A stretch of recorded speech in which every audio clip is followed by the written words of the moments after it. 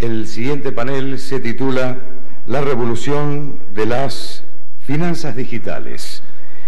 Y vamos a invitar a que subir al escenario al señor Martín de los Santos, por Mercado Libre, también a Oscar Moreno, por HSBC, y a Jimena Zúñiga, que es asesora de presidencia del Banco Central de la República Argentina.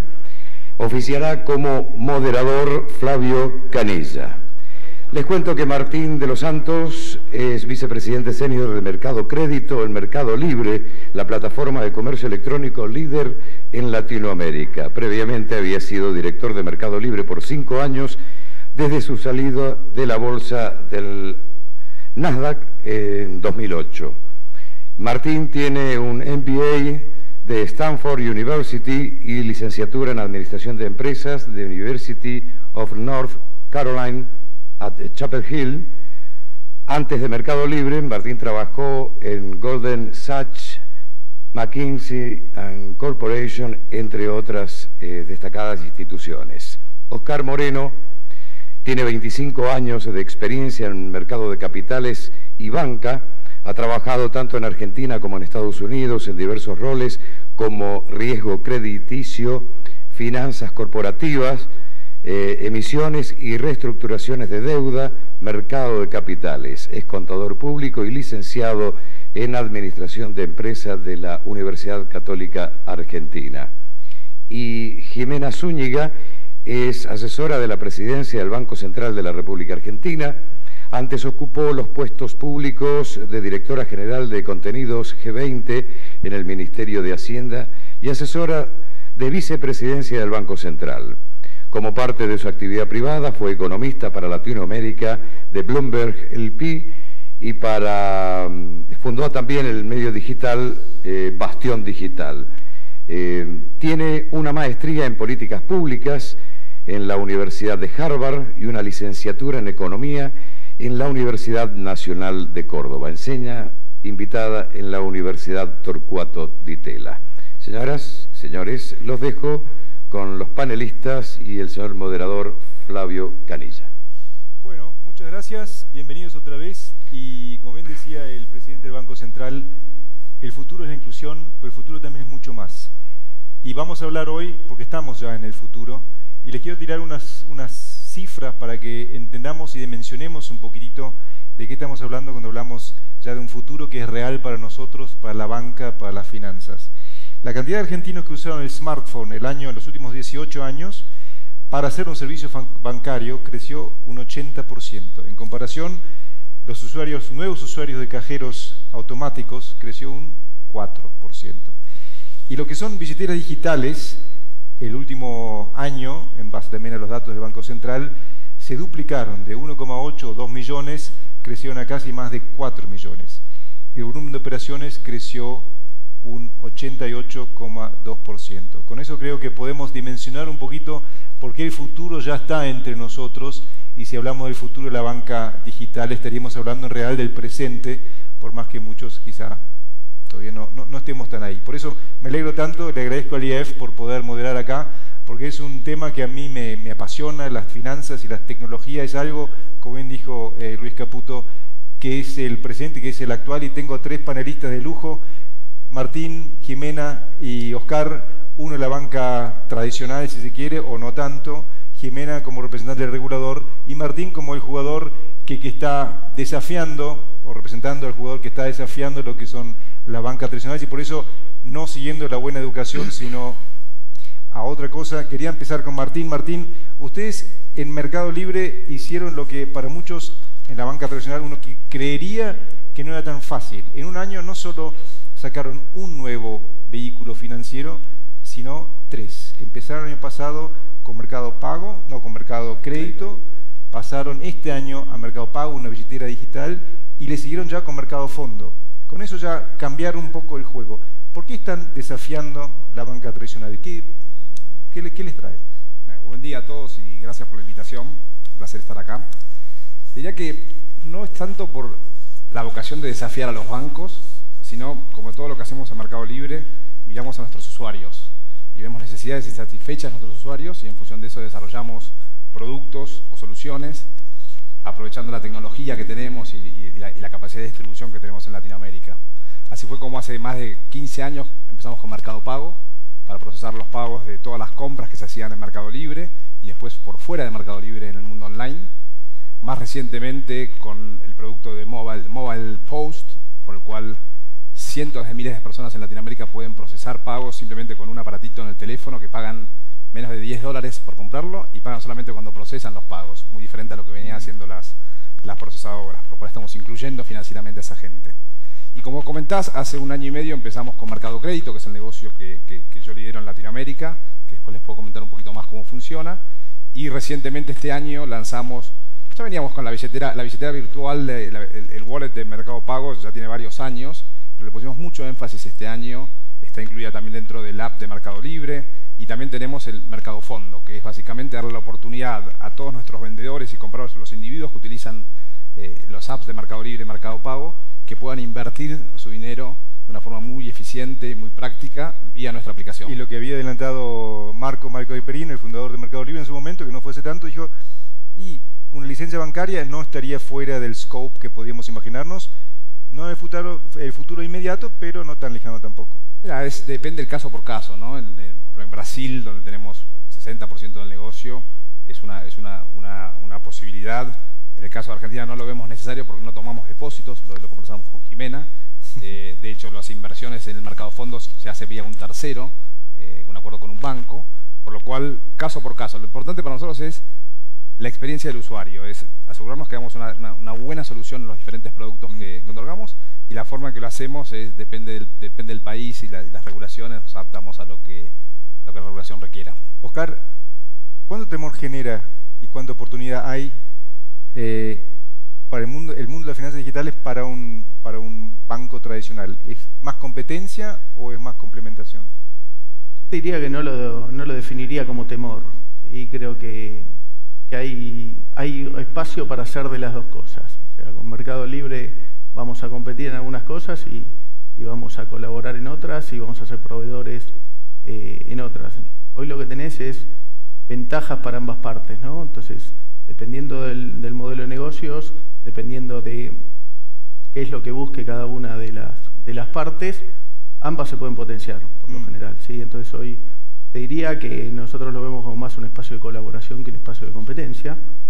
Hoy lo que tenés es ventajas de ambos lados. A los bancos, esto que vos mismo decías en la introducción a Martín, en 1 año lograron sacar al mercado 3 productos muy interesantes, digamos, donde los bancos tradicionales, si bien tenemos nuestra pata de innovación y estamos constantemente innovando, no tenemos la flexibilidad que pueden tener una fintech, ¿no? Entonces, creo que lo que una fintech le puede dar a un banco es, por un lado, ahorro de costos y foco en lo que es investigación y desarrollo. Por otro lado, dar una mejora en lo que tiene que ver con los costos de procesamiento operativo, o nuevas funcionalidades o nuevos nichos de mercado. Y para una fintech, lo que vos le estás dando es también acceso a conocimiento de regulaciones, conocimiento, compartir costos, tener infraestructura. ¿Ustedes concretamente en el HSBC cómo lo están aprovechando? Nosotros estamos trabajando en distintos lugares con desarrollos propios y también con fintech, ¿no? Pero con casos diferentes. Por ejemplo, tenés en Estados Unidos, se hizo una alianza con una fintech para un proceso interno que tiene que ver con temas de compliance. Entonces eso generó una eficiencia y bajó un 20% lo que tiene que ver con la carga desde el punto de vista de compliance, ¿no? Y después tenés desarrollos tecnológicos desde la base de productos. O sea, cuando vas a lo que tiene que ver con empresas, la globalidad de un HSBC te permite usar los dos sombreros de los individuos financieros, ¿no? El individual, con el manejo de su cuenta propia, y también el del manejo de la caja y de las cuentas globales, ¿no? Hoy tenés un producto que es HSBC Net Mobile, que por el teléfono con la huella digital, y en algunos de estos 45 países incluso con Face Recognition, lo que tenés es la posibilidad de operar todas tus cuentas en el mundo, ¿no? Jimena, Luis lo decía recién, la inclusión es en realidad lo que es el futuro de la banca digital. Vayamos por partes. Hoy, en base a lo que ustedes, los datos que ustedes mueven, ¿quién está picando en punta en las finanzas digitales? ¿Los bancos de internet, las billeteras digitales? ¿Por dónde se mueve la demanda de vehículos? Nosotros creemos que todo el ecosistema se ha vuelto muy vibrante en el sistema financiero y celebramos esta revolución de las finanzas digitales porque, como lo decía recién el presidente Caputo, la tecnología es mucho lo que está ayudando a mover la frontera de la inclusión financiera. La razón principal por la que nos interesan las finanzas digitales, seguro son lindas, ahorran tiempo, traen competitividad, pero sobre todo es eso que él dijo, ¿no? Dan la posibilidad de, al reducir costos y hacer más eficientes los procesos, llegar a personas y empresas que si no sería muy difícil llegar con mecanismos tradicionales. Pero desde el punto de vista del regulador, nos fijamos mucho menos en quién hace qué, sino en qué se está haciendo. Y la regulación sigue ese principio también. Nosotros no regulamos según si sos una fintech o sos un banco, sino según qué haces. Tomás depósitos, como decía recién Martín, bueno, vas a caer dentro de nuestro paraguas regulatorio. Intermediás, te corresponde una regulación de entidad financiera. Ahora, fuera de ese abanico, nosotros, si bien estamos observando todo estos nuevos jugadores, muchas veces interactuando con ellos, generando espacios en los que pueden interactuar con el sistema financiero tradicional, por ahora la decisión ha sido no regularlos. Y si sos banco, tampoco quiere decir que nuestra regulación apunte o se resigne a que te quedes en la caverna, ¿no? Hemos hecho muchas cosas, el Banco Central como institución, desde la gestión anterior hasta esta gestión con nuevo AINCO, está promoviendo una mayor digitalización en los sistemas tradicionales también. Por ejemplo, habilitando la apertura de cuentas de manera remota, permitiendo un legajo digital, permitiendo el almacenamiento de datos en nube, todos procesos que hacen que el sistema financiero se modernice y pueda de esa manera dar un mejor servicio a los usuarios y atender a más y más usuarios. Martín, ahí te veo a sentir muy fuertemente. Claramente el trabajo que está haciendo el Banco Central vía la Mesa de Innovación, que es el foro donde confluyen los bancos tradicionales y las fintechs o techfins, como podría ser el caso del Mercado Libre, creo que es muy útil. Cuéntenos un poquito de esa mesa, porque no sé si todos saben cómo funciona la Mesa de Innovación. A ver. Bueno, esa es una iniciativa que surgió en 2016, un poco espontáneamente. Es gracioso porque hace poco Basilea nos preguntó si teníamos un Innovation Hub y dijimos, sí, la Mesa de Innovación, pero todavía no le hemos dado toda la formalidad que tienen algunos otros países, lo que no quiere decir que tal vez por eso mismo funciona muy bien en nuestra opinión. Es un espacio en el que decidimos reunir una vez por mes a participantes innovadores, tanto de la banca tradicional como de los nuevos jugadores que salen. ¿Cuántos participan hoy ya en eso? Deben ser aproximadamente 50 personas, pero hay cientos de personas inscritas, no todos alrededor de esa mesa, sino que como hubo tanta demanda, luego por eso se empezaron a crear grupos de trabajo por tema. Hay un grupo de trabajo de ahorro y crédito alternativo, otro de pagos, otro de tecnologías transversales que puedan servir como utility a la industria y recientemente se creó también otro de blockchain. Así que esos grupos, en la mesa global se discuten temas de interés general, se hacen puestas en común. Después es muy interesante el trabajo que hacen los grupos de trabajo porque por desafíos que les pone el central sobre temas de su interés regulatorio, trabajan y traen propuestas regulatorias sobre cómo mejorar, por ejemplo, uno de los nuevos medios de pago que reguló el Banco Central, que es el débito inmediato, por ejemplo, o cómo mejorar más crédito alternativo y mejorar la información crediticia. Y nos nutrimos mucho de esa información que surge de las ideas del sector privado. Martín, hablamos de inclusión financiera. Yo me acuerdo, una vez le pregunté a Marcos cómo es, y él me decía, nosotros entramos en lugares donde los bancos tradicionales no pueden entrar. Evidentemente no lo hacen porque son buena gente, que lo son, lo hacen porque también es un buen negocio y porque tienen la escala para hacerlo. Pero ¿cuán escalable es el modelo? Y quizá podés contar un poco los ejemplos que ustedes pueden hacer que un banco tradicional, por la estructura que tiene, por también el peso de burocracia que tiene, no puede. En el caso del Mercado Libre, el año pasado se vendieron 14.000 millones de dólares en toda la región. El 80% de ese volumen lo venden pequeñas y medianas empresas y microemprendimientos. Cuando hicimos hace unos años una encuesta en Argentina, Brasil y México, los principales países donde operamos, vimos que el 82% de nuestros usuarios, de estas pymes, tenían necesidades de financiación para hacer crecer sus negocios. Sin embargo, solamente el 22% tenía acceso al crédito tradicional. ¿Por qué ocurre esto? Ustedes lo saben, ¿no? Las pymes son muy difíciles de analizar para los bancos, no es eficiente desde el punto de vista de costo, en muchos casos. Hay mucha informalidad, los balances no reflejan necesariamente la operatoria de la empresa. Entonces nosotros vemos esa necesidad dentro de nuestros usuarios y de vuelta miramos qué fortalezas tenemos para poder darles una solución. Y tenemos la gran capacidad de distribución. Hoy tenemos 600.000 pymes que venden y viven de vender a través de Mercado Libre en toda la región. Tenemos muy buena información porque conocemos diariamente todas sus ventas, qué venden, en qué región venden, cómo tratan a los compradores, cómo resuelven problemas en la plataforma, cuán rápido envían los productos. Y aplicamos la tecnología que venimos desarrollando desde hace muchos años, tecnología de inteligencia artificial. Es una forma nueva de hacer análisis crediticio. Nosotros miramos 900 variables de nuestros vendedores, variables transaccionales dentro de la plataforma. Ya no miramos ni siquiera Veraz, porque Veraz no tiene información muy útil, Veraz o Gnosis, en este tipo de segmento. Y con esas variables internas dentro del ecosistema y aplicando inteligencia artificial nos permite entender mucho mejor a esos usuarios que no estaban siendo incluidos en el sistema financiero. Ahora, si hablamos de crédito de unas pymes, ¿cuánto es el volumen normal que una pyme les puede pedir a ustedes y un banco quizás no lo puede porque digamos, Nosotros hacemos una oferta en función del volumen transaccionado que vemos en la plataforma. Para darles una idea de la inclusión financiera que estamos haciendo, el 50% de las personas a las que les hemos prestado, que son aproximadamente 65.000 pymes a la fecha, el 50% de esas empresas vende, en el caso de Argentina, menos de 30.000 pesos por mes. Sería realmente inviable para un banco poder hacer una transacción rentable de ese tamaño. El crédito promedio que damos, hemos dado 300 millones de dólares a la fecha en 65.000 préstamos. El crédito promedio es un poquito más de $4.000. $4.000. Pese a que damos créditos de hasta $150.000 a los clientes más grandes, los créditos son muy pequeños. El 97% de los clientes que toman crédito no tienen relación crediticia con el sistema financiero, no tienen deuda con el sistema financiero, por lo cual, en muchos casos, la primera vez que reciben un préstamo es de parte de Mercado Libre.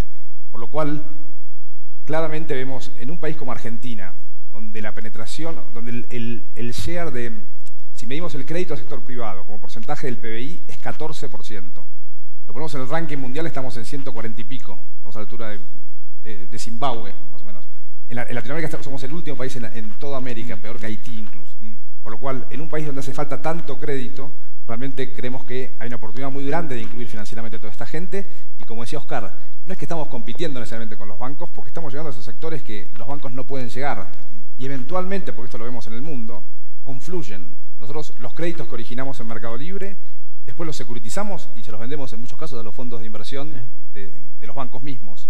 En otros casos vendemos cartera a los bancos, depende del país, y en otros casos coinvertimos en ciertos créditos y ciertos clientes con los bancos. Por lo cual, sí, evidentemente hay competencia, pero en un mercado tan poco desarrollado como este, creo que el objetivo que debemos tener es agrandar la torta e incluir financieramente a toda la gente que no está siendo incluida. Y si hablamos de agrandar la torta, Oscar, en la charla, en la previa acá, mencionaba un caso con Cargill, que me parece que explique muy bien dónde entra a jugar en la finanza digital un banco tradicional. Sí, un poco, y volviendo al punto de Martín, lo que tenés es ver cómo hacemos los bancos tradicionales para ser eficientes y para bajar los costos de la transacción, ¿no? O sea, llegar a tantas pymes y en cuestiones que afectan temas de geografías, etcétera, digamos, no es tan simple, y el proceso de análisis crediticio de cualquier empresa, digamos, tiene tres grandes patas, ¿no? Un buró de créditos, tu historia crediticia, que si es nuevo no la tenés, y lo otro es la historia que te cuenta el cliente, que es parcializada, ¿no? Entonces, a medida que vas haciendo que el mercado se vaya desarrollando con una tecnología digital que puedas acceder a los datos, es más fácil para los bancos, eso va a bajar costos y va a ser mucho más competitivo a nivel pymes, ¿no?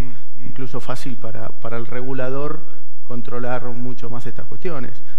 Yendo a casos de tecnología digital, bueno, lo que es el mundo del blockchain, que obviamente tiene muchísimas aristas. Cuando lo que es, hablamos de un blockchain privado, un blockchain comercial, lo que se hizo en mayo, se hizo la primera transacción de una carta de crédito con Cargill, exportando productos de Argentina a Malasia.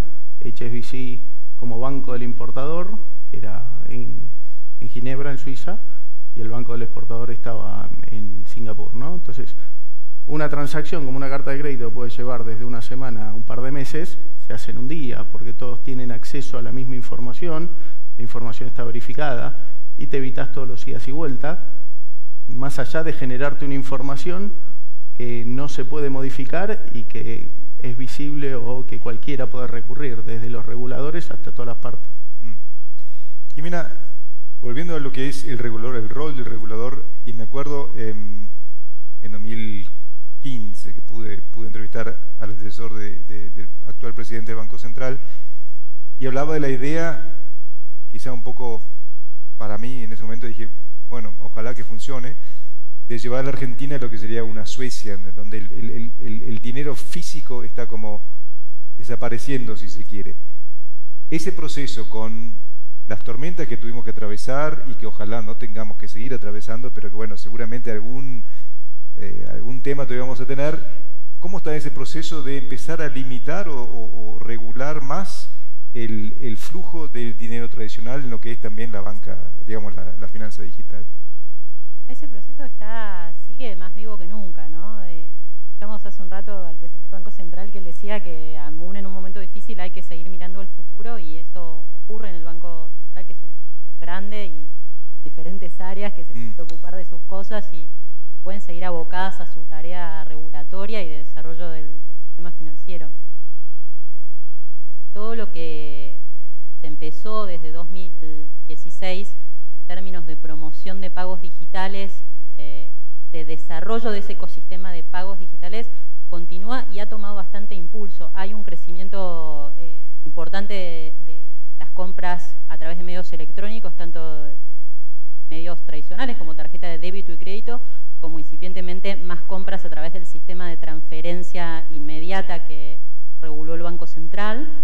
Y se ha dado también, por ejemplo, un mucho mayor uso de medios de pago electrónicos para todo lo que es online. También el hecho de que mucho de nuestro comercio se ha vuelto online dio un impulso muy grande, y bueno, seguro acá Martín puede dar fe de eso viniendo al Mercado Libre, ¿no? Pero los diferentes casos de uso son lo que ayudan a dinamizar esto. Nosotros estamos trabajando mucho sobre los casos de uso, porque pensamos que no es un tema, seguramente puede haber temas culturales con el efectivo, pero nos gusta desafiar las convenciones culturales y de determinismo cultural. A nosotros nos parece que una persona que vive en un barrio, que saca todo su dinero a principio de mes para usar efectivo, no lo hace simplemente porque razones culturales o de educación. Es una persona que en su barrio casi seguro no tiene ningún cajero. Casi seguro todos los comercios alrededor no reciben medios de pago electrónico. Entonces, yo también haría lo mismo. Entonces estamos trabajando mucho en mejorar la red de aceptación de medios de pago electrónicos para que a la gente le convenga usar esos medios de pago, no tratar de forzarlo, pero creemos que de a poco, no va a ser un día para el otro, eso está ocurriendo y va a lograr una revolución en los pagos digitales. ¿Martín? Sí, nosotros lo vemos claramente en varias de las iniciativas que tenemos van en ese camino. Les comentaba hace un rato los mobile postnets, estos que son muy accesibles. Me llegó una foto de una persona en La Quiaca que vende artesanías, y tenía el cartel de Mercado Pago con el QR, quiere decir que un turista de Holanda puede sacar su Mastercard y pagarle con la Mastercard de Holanda a la señora que estaba vendiendo artesanías en La Quiaca, o que una persona que tiene el wallet de Mercado Libre puede apuntarle con el teléfono y pagar con el QR. Y eso son todas las transacciones que se están digitalizando y que apuntan en esa vía, que realmente incluir a toda esa gente financieramente que antes solamente podía aceptar efectivo. Y lo vemos en el mundo, ¿no? El año pasado estuve en China, trataba de pagar un café en el aeropuerto, saqué la tarjeta Visa y me miraban raro. No, acá se paga con Alipay, que es lo que tiene todo el mundo, pagan con el wallet de Alipay o el de Tencent. Creo que la iniciativa grande que tenemos ahora es justamente relacionada con el fondo, con Mercado Fondos, es el wallet de Mercado Libre que todos los millones de personas que tienen el app de Mercado Libre y Mercado Pago hoy pueden pagar con QR en cientos de miles de negocios en toda la región, ¿no? Ahí, yo quiero agregar algo que muestra cómo a veces la regulación puede ser impulsora y complementaria a las iniciativas privadas, porque ahí lo que hizo el Banco Central es regular que ese QR pueda ser interoperable. Universal, Eso claro. quiere decir que cuando un jugador hace inclusión financiera, financiera, de decir, bueno, esta señora que vende artesanías puede recibir pagos con QR, si otro jugador desarrollara una billetera que lee QR, también ahora va a poder, un usuario que tiene, a lo mejor es usuario, no es usuario de Mercado Pago, también va a poder hacer un pago ahí. Entonces, es como que se arma un efecto multiplicador. Y si vamos un poco al mundo en el que movemos hoy acá en el IAF, ¿qué les parece, quizás Jimena, vos, qué se te ocurre que el sector financiero tradicional, de una empresa tradicional, de las grandes empresas en la Argentina, todavía no está viendo que podría haber para, digamos, dinamizar su operación con la finanza digital? Creo que muchos bancos, bueno, el Banco Central habilitó muchos productos para que puedan ser desplegados de manera digital, y muchos bancos han tenido iniciativas en ese sentido. Por ejemplo, ahora muchos bancos realizan apertura de cuenta de manera remota, creo que recién Oscar me contaba que es el caso de HSBC también. Muchos bancos reciben depósitos de cheques de manera electrónica. A veces también creemos que desde la regulación desde la regulación y desde la advocacy, desde el discurso que tiene el Banco Central, también hay que empujar un poquito y juntar las partes. Por ejemplo, estamos considerando, no ha habido tanto, no se ha abrazado tanto esta posibilidad de llevar datos a la nube, que pensamos que puede ser una manera de reducir costos, y todo lo que reduce costos para nosotros hacemos clink, es inclusión financiera. Entonces, por ejemplo, a lo mejor estamos pensando en un seminario con los actores tecnológicos para que les muestren a la industria las soluciones que tienen, ¿no? Y hacer un poquito de advocacy en ese sentido. Pero desde ya que muchas de las iniciativas que hemos regulado, habilitados desde el punto de vista de la regulación, los bancos, distintos bancos han implementado las que desde su punto de vista comercial fueron las que les convenía, y así debe ser, ¿no? Oscar, hablamos, digo... No, primero quiero decir que lo bueno que hizo el Banco Central es que no impulsó estas medidas, no fue en forma compulsiva. ¿Sí? Entonces eso te lo hace mucho más competitivo, digamos. Entonces quedás afuera si no lo logras implementar, ¿no? Entonces me parece una buena forma de fomentar, de ir fomentando todo lo que tiene que ver con la parte digital, ¿no? Ahora, la banca, digamos, la banca digital, las finanzas digitales también están como desafiando el modelo de negocio de lo que es un banco tradicional. Y para llevarlo a una idea, se habla mucho del banco del futuro, va a no tener sucursales.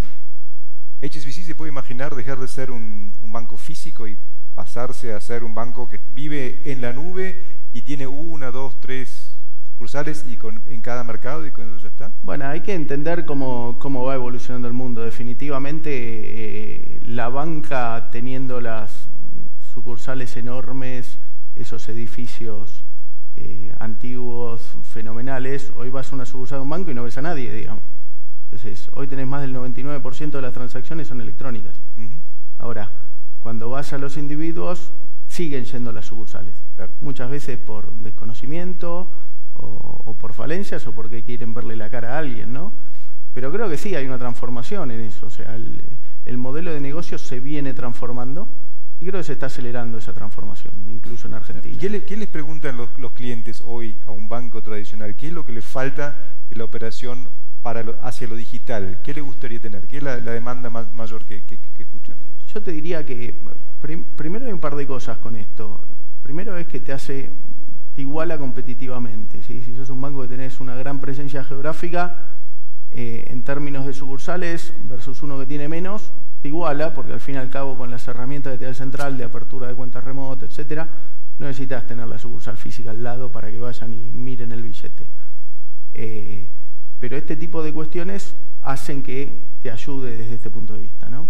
Entonces, ¿vos querés decir algo? Sí, yo creo que hoy en día todos tenemos una sucursal en el bolsillo, ¿no? Hoy en día, hoy hablamos, ¿no? 50 o 20, dependiendo del porcentaje de la población, no tiene relación bancaria. Sin embargo, 100% tiene un teléfono. Un teléfono es una forma de llegarle digitalmente con una oferta de crédito, de entenderlo mejor. En muchos casos, los análisis de crédito es el mismo por la actividad que uno puede llegar a ver en el teléfono, más allá de los buros de créditos.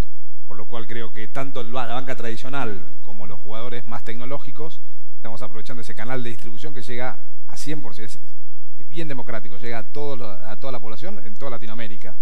Y se podrían imaginar, si bien otra vez, quizás sea un poco far-fetched, pero en este mundo digital que nos adelanta a veces mucho más rápido que lo que fue la era anterior, ir también por las empresas más grandes realmente empezar a competir con un banco más tradicional? Porque, a ver, ¿cuánto dijiste usuarios tiene Mercado Libre en Latinoamérica? Tenemos 10 millones de vendedores el año pasado, de los cuales 600.000 hacen el 80% del volumen, son las pymes que venden. O sea que ya son un tipo de empresa. Claro, son pequeñas empresas. También tenemos el 10% lo venden las marcas grandes, creciendo mucho, pero el gran volumen lo hacen las pequeñas empresas.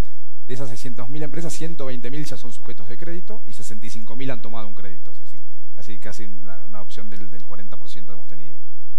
Entonces, yo creo que obviamente que con este producto podemos seguir ofreciendo de una forma muy ágil un crédito. Pero también hay un rol para los bancos. Realmente la banca corporativa tiene por ahí herramientas mucho más eficientes para atender a una gran empresa que la que podemos tener nosotros. En el caso nuestro, la diferencia está en la usabilidad. Un usuario pyme tiene una oferta crediticia en la plataforma. Estos 120.000 usuarios que les comentaba tienen una oferta de crédito en la plataforma en todo momento. No tiene que venir a nosotros a pedirnos un crédito. Con 2 clics tienen la plata en el banco al día siguiente. Sí.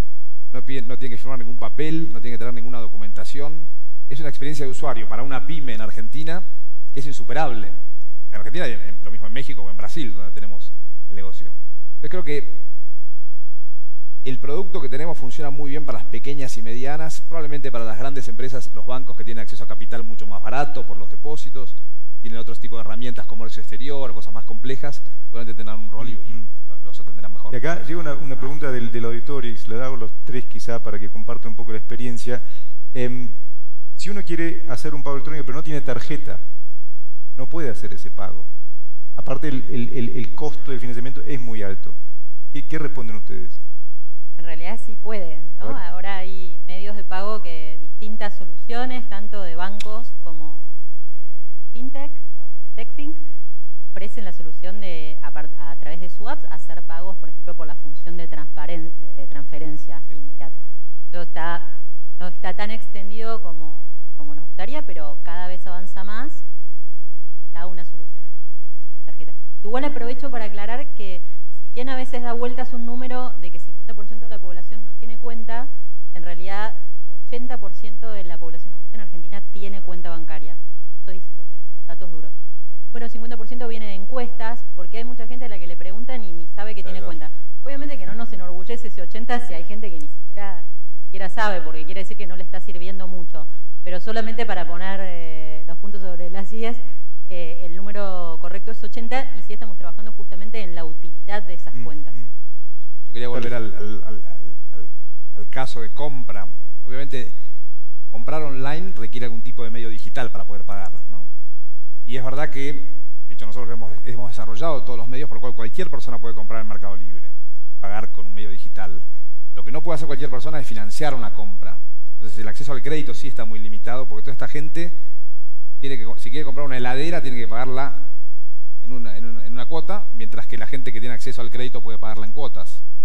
Y ahí estamos desarrollando un producto, así como tenemos créditos a las pymes que venden a través de Mercado Libre.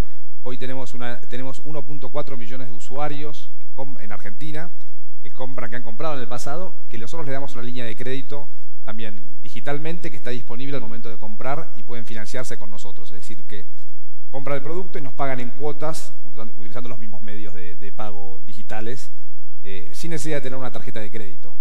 ¿Cómo logramos eso? Vuelta es con la información que tenemos con los modelos, los algoritmos, las redes neuronales y los modelos de inteligencia artificial que nos permiten entender muy bien a esos usuarios, y por otro lado, lo que nos permite dar una oferta tan abarcativa es que damos montos relativamente pequeños y apenas empiezan a consumir tenemos modelos de inteligencia artificial que miran el comportamiento y le podemos subir la línea. Eso igual usted también lo pueden hacer, ¿o no?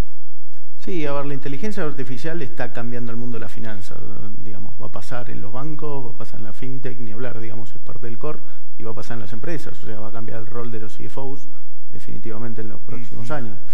Lo que tenés ahí es otro tipo de capilaridad. Hoy, si querés, la restricción en hacer lo que te hace un Mercado Libre todavía la tenés en un tema de los costos que tenemos los bancos para hacer un onboarding de un cliente, ¿no? Todos los análisis de prevención del delito financiero, etcétera, son cuestiones que a veces hoy por hoy no te hacen rentable una operatoria así. Y ahí te quería preguntar, me llevaste vos solo, ¿cuáles son, quizá también desde el lado del regulador, cuáles son los desafíos o retos que vos quisieras ver atendidos hoy para hacer esta complementación un poco más competitiva? Lo que creo es que la digitalización te va a dar mayor información en general, digamos, tanto la interna dentro de las empresas como la públicamente disponible. Y eso es una cuestión que te va a ayudar a tener información confiable que te ayude en todos los procesos internos, ¿no? Entonces, de hecho, mismo también tenés un desafío de la interna de los bancos. Este ejemplo que contaba de Estados Unidos, donde decís cómo haces más eficiente tu proceso interno, ¿no? Entonces, si vos lográs eficientizar los procesos internos sin descuidar cuestiones como la seguridad o cuestiones como la prevención del lavado de dinero, lo podés hacer tranquilamente, ¿no? Y en eso estamos. Martín, una pregunta para vos. ¿Tiene morosidad o incobrabilidad en los créditos digitales que otorgan? La morosidad en los 3 países donde operamos está bastante bajo control, precisamente porque los conocemos muy bien. Son usuarios, así mencionabas, que hacemos esto no solamente porque queremos incluir financieramente a la gente, sino que este es un negocio sustentable, que tiene que ser sustentable desde el punto de vista crediticio, claro. Y también es muy sinérgico con nuestro ecosistema, porque tener vendedores que tienen financiación significa que sus ventas crecen. De hecho, en Argentina, los usuarios que toman un crédito con nosotros, vemos que crecen año a año el 85% de sus ventas, mucho más que lo que crece Mercado Libre en promedio. Entonces, al ser, pero es muy sinérgico con el ecosistema, es gente que conocemos muy bien, y por otro lado es gente que vende a través de Mercado Libre. Nosotros le procesamos los pagos con Mercado Pago, por lo cual la persona que defaultea en esos créditos es la que deja de vender, básicamente que deja de vender a través de Mercado Libre. Como por definición Mercado Libre es un canal tan importante para ellos, generalmente no ocurre, por lo cual está bastante controlada la mora, y es un negocio que obviamente lo queremos hacer sustentable y rentable, pero en la medida de lo posible, cada vez que podemos bajar un costo, cada vez que podemos mejorar un proceso, cada vez que lo podemos hacer más eficiente, bajar el costo de fondeo sobre todo, le pasamos al cliente ese beneficio, porque beneficia al ecosistema. Esa es la ventaja de prestarla a un ecosistema del cual interactúan con nosotros y venden a través de nuestra plataforma. Jimena, este viene para vos. El interior no tiene bancos. Los pagos son efectivos, como bien mencionaba recién. Muchos clientes sin bancarización con teléfono, ¿cómo pueden pagar? La verdad es que tenemos que trabajar más en el interior. A veces muchas de las cosas que llegan a Capital tardan de llegar en el interior. Eso se ve en nuestros datos. Por ejemplo, la cantidad de el porcentaje de la población adulta en Capital que tiene algún producto de crédito en la base de deudores del Banco Central está en el orden de 70%, mientras que en el interior tiende a ser siempre menos de 50%. Entonces se ve ahí una disparidad.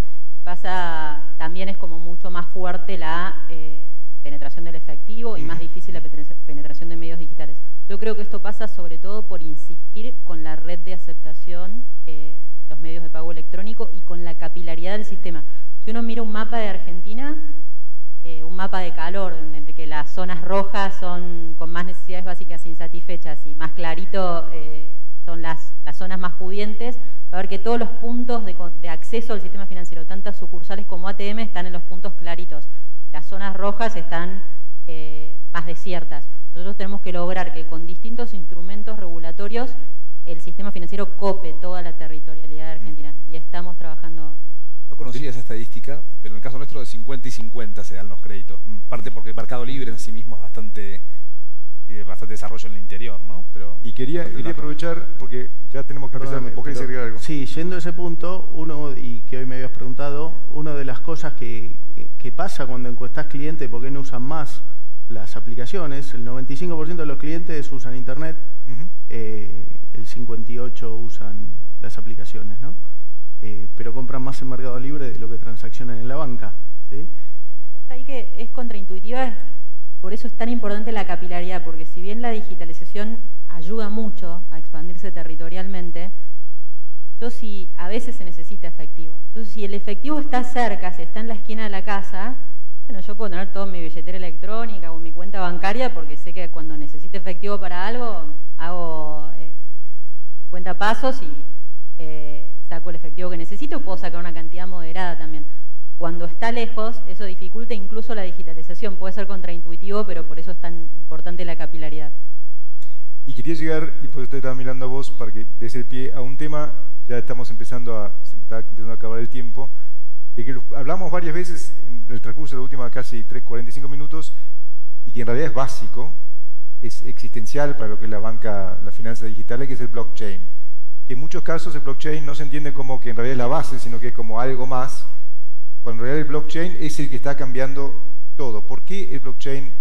Me acuerdo del panel del año pasado en el IAF también, que teníamos a dos que ofrecían bitcoins, o sea, Xapo, el representante de la empresa Xapo, pero también insistían mucho en el blockchain. ¿Cómo evolucionó el blockchain en el último año quizá? ¿Y qué es lo que están viendo ustedes que todavía no se entiende bien de lo que hace y lo que permite hacer el blockchain? Quizá vos, Jimena, arranca vos. Perfecto, sí. En el Banco Central, en la mesa de innovación, justo un grupo de trabajo es sobre blockchain. La propuesta que ellos hicieron, que es una de las aplicaciones que podría tener blockchain, es hacer el sistema de conocimiento de cliente de los bancos en blockchain. Por ejemplo, si un cliente va a un banco y el banco ese le hace todo el proceso de conocimiento de cliente, quedarían los datos de esa persona en esa base de datos de blockchain segura, inhackeable, para que si después esa persona quiere volverse cliente de otro banco, cambiar de banco, ya está ese proceso de conocimiento de cliente hecho. Desde ese punto de vista sería muy eficiente, es algo para analizar, puede tener otras aplicaciones, blockchain también se podría almacenar la información crediticia ahí, por ejemplo India, no sé si en blockchain la verdad, pero tiene un sistema en el que la gente va guardando como toda su información y puede guardar incluso la escritura de su casa. Y después a quien quiere le dice, tomá la llave de mis datos, evalúame crediticiamente. Entonces hay muchas aplicaciones que podría tener, son fascinantes, pueden abrir muchas oportunidades. A lo mejor hay algunas cuestiones todavía que blockchain tiene que resolver en términos de eficiencia. Es una tecnología que a veces no es eficiente desde el punto de vista energético, según expertos, pero desde ya que en el Banco Central la estamos explorando para aprovechar todas las oportunidades que implique. Oscar, vos como responsable de la banca corporativa, ¿cómo lo están aprovechando y qué podrían aprovechar más en lo que? Bueno, definitivamente esto tiene que ver, y lo que recién mencionaba Jimena, con el conocimiento del cliente y con la baja de costos, ¿no? Entonces, si vos tenés información compartida, es mucho más competitivo, ¿no? Tenés barreras de entrada muy bajas para poder acceder al crédito de forma más conveniente. Lo estás viendo en distintas funciones, en comercio exterior, en manejo de tesorería, el ejemplo que dimos, pero también dentro de las empresas y también dentro de lo que tiene que ver con las partes internas propias de los bancos, ¿no? Esto de guardado de información, esto de entender los procesos internos, hace mucho más eficiente, mirándolo del lado de una compañía, el rol del CFO. El CFO no tiene que estar preocupándose por hacer, digamos, el EMAI o buscar esa documentación, sino que puede dedicarse más a planeamiento financiero. O sea, toda la inteligencia artificial te ayuda a que no tengas que dedicarte a cuestiones más tácticas. Tenemos un minutito ahí. Vos ves que los CFOs, y hay muchos acá presentes, todavía no entendieron bien la dimensión que permite generarte el blockchain y cómo lo podrían entender. Yo creo, y esta es una opinión particular, probablemente, y lo que me pasó a mí al principio con el blockchain era, decías blockchain, criptomonedas, ¿no? Entonces, claro, y no, son dos cosas distintas, digamos. Entonces, creo que está cada vez más, y creo que de acá a los próximos años va a cambiar 180 grados la forma de nuestras descripciones de puesto de todos, ¿no? Que cambiaron, como hablábamos antes, el último año 3 veces. Totalmente. Yo creo que para complementar, es tal cual, creo que mucha gente asocia blockchain con criptomonedas. Criptomonedas se monta sobre la tecnología de blockchain, pero es una parte nada más. Una analogía, creo que blockchain hoy está donde está Internet en el 99. Y mirando hacia adelante, blockchain va a ser tan revolucionario como fue Internet en todas las cosas que hacemos en el día a día. Muchas veces es difícil de explicarlo, difícil de visualizar incluso en temas contractuales, manejo de información. Es muy difícil. Exacto. Pero en ahorros de costos operativos, blockchain va a ser realmente revolucionario. Y nosotros tenemos un director en Mercado Libre que es el head de Asia de JP Morgan, y cada vez que viene nos dice, tiene que poner 2.000 personas a trabajar, claro, él maneja números de gente mucho más grande que los nuestros, a trabajar en blockchain porque va a ser revolucionario, nos empuja mucho en esa dirección. Decíselos a ellos. Por eso, y creo que todos tenemos que meterle recursos y empezar a pensar cómo hacer nuestras operaciones más eficientes utilizando la tecnología de blockchain.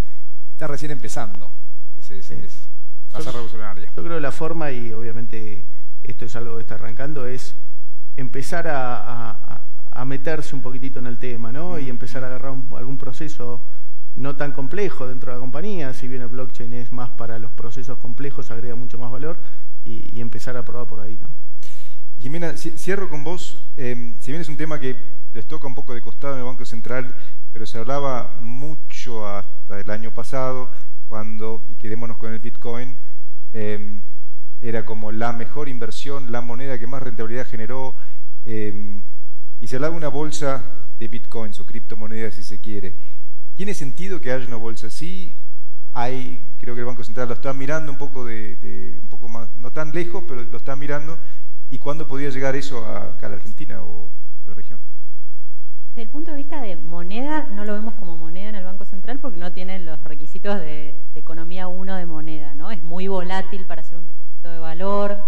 No decimos esta botella de agua me costó un Bitcoin, no es unidad de cuenta, no es medio de pago en general. No nos reciben Bitcoin para comprar las cosas del día a día, aunque cada vez más, sobre todo los negocios hipsters, dicen recibo Bitcoin. Pero más, como vos decís, es más un tema como de criptoactivos. ¿Qué hacemos con los criptoactivos? Esto justo en mi rol anterior, yo estuve a cargo de desarrollar los contenidos para el canal financiero del G20 y es un tema que era una preocupación de varios países. Uno de los temas que ve el G20 en el track financiero es si hay que hacer regulación, estándares regulatorios para todo el sistema financiero internacional. Y entonces este tema se puso sobre la mesa. El consenso fue que todavía es muy chico para que sea una amenaza para la estabilidad financiera. Los criptoactivos son alrededor de 1% del PBI, mientras que activos que causaron crisis financieras, como la última que tuvimos de Lehman Brothers, crisis bancarias, representaban alrededor del 100% del PIB. Entonces no se lo ve tanto como una amenaza a la estabilidad financiera, más como una potencial vía de escape para el financiamiento del terrorismo y el lavado de activos. Entonces está un puesto más, los ministros y banqueros centrales de G20 le pidieron a Gafi que más bien revise sus estándares para ver si van a actualizarse recomendaciones para los países para regularlo desde ese ángulo. Si no me equivoco, Chicago hizo algo, la bolsa de Chicago, para permitir el uso o la especulación con criptomonedas, ¿no? Sí, perdón, y no terminé de contestar tu pregunta. En cuanto a qué se puede hacer de emisión de activos, estas famosas ICOs, hay como 4 enfoques en el mundo. Hay países que dicen yo prohíbo esto, acá no se hace nada, que creo que ahí están China, India, Indonesia. Hay países que dicen vamos a regularlo solo desde el punto de vista de lavado de activos. En Argentina, por ejemplo, solamente se le pide a los intermediarios que reporten operaciones sospechosas, y después hay países que están planeando una regulación más potente que podría habilitar este tipo de integrarlos más a sus mercados de capitales tradicionales, en donde está, por ejemplo, la Unión Europea explorando regulación. Pero en Argentina hasta ahora, donde es muy incipiente, solo hay 3 intermediarios, hemos tomado el enfoque más tradicional, laxo, sí, de ver qué pasa con esta criatura. Desde el Banco Central también se puede hacer cosas por la inclusión financiera, desde el punto de vista de si le permitimos a los bancos tener estos activos. Basilea todavía no ha dicho nada en cuanto a si eso es posible, se está monitoreando qué se podría pedir, pero por ejemplo ya las normas de Basilea que con las que el Banco Central cumple en su regulación, dicen que para los activos muy volátiles hay más requerimientos de capital. Entonces, bueno, ya estaría medio cubierto ahí. Pero es posible que más cosas en el futuro, a medida que esto crece, se estudien para resguardar el sistema financiero. Entonces, todavía la fiebre por el Bitcoin no va a reemplazar la fiebre por el dólar. Ponele que no. Por ahora no. Quedémonos con eso creo que podemos cerrar muy bien. Estamos en el futuro. Creo que el futuro o la banca, las finanzas digitales hoy no son una competencia digital versus banca tradicional, sino que es una complementación, y con esa idea creo que podemos decir que estamos en el futuro, y siempre y cuando lo entendamos desde ese lugar. Le digo gracias a los 3. Jimena, vos querías agregar algo, creo. Yo quería agregar una cosita, aprovechando que nunca tengo tantos ejecutivos de finanzas al frente, que agradezco mucho la oportunidad de IAEF, pero quería decir justamente, aclarar eso que algo sugirió Martín, que la inclusión financiera no la vemos desde el regulador como una cosa de caridad, que tengan que hacer por caridad o que tengan que relegar a sus departamentos de sustentabilidad, sino que quisiéramos que desarrollen modelos de negocio sostenibles para atender a la población de menores ingresos, y que desde el punto de vista del regulador estamos más que abiertos a cualquier idea o necesidad de cambio regulatorio que pueda ayudar a que eso sea una realidad. Creo que es la mejor palabra para cerrar. Muchas gracias a los 3. Gracias.